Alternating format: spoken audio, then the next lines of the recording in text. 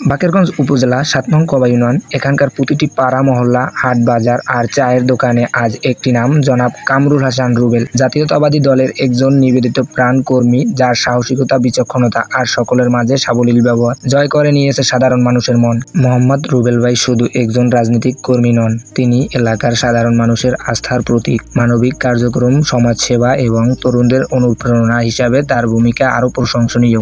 দলীয় আদর্শ, সাহসিকতা এবং ত্যাগের প্রতীক হিসাবে বিএনপির রাজনীতিতে তার নাম সম্মানের সাথে উচ্চারিত হয়। তিনি শুধু একজন প্রার্থী নন, তিনি একজন বিশ্বাসযোগ্য নেতৃত্ব, যিনি সংকটে ছিলেন পাশে, আনন্দে ছিলেন অংশীদার এবং রাজনৈতিক আদর্শে ছিলেন আপোষহীন। আমাদের প্রত্যাশা, আমাদের ভবিষ্যতের নেতৃত্ব হোক এমন একজন মানুষের হাতে, যিনি কাজ করেন কথায় নয় কর্মে। এই 4 আগস্ট 7 নং কবা ইউনিয়ন বিএনপির ত্রিবার্ষিক সম্মেলন। আমরা আহ্বান জানাই প্রতিটি ইউনিটের ভোটারদের, আপনারা আপনাদের মূল্যবান ভোট দিন জনাব কামরুল হাসান রুবেল ভাইয়ের পক্ষে।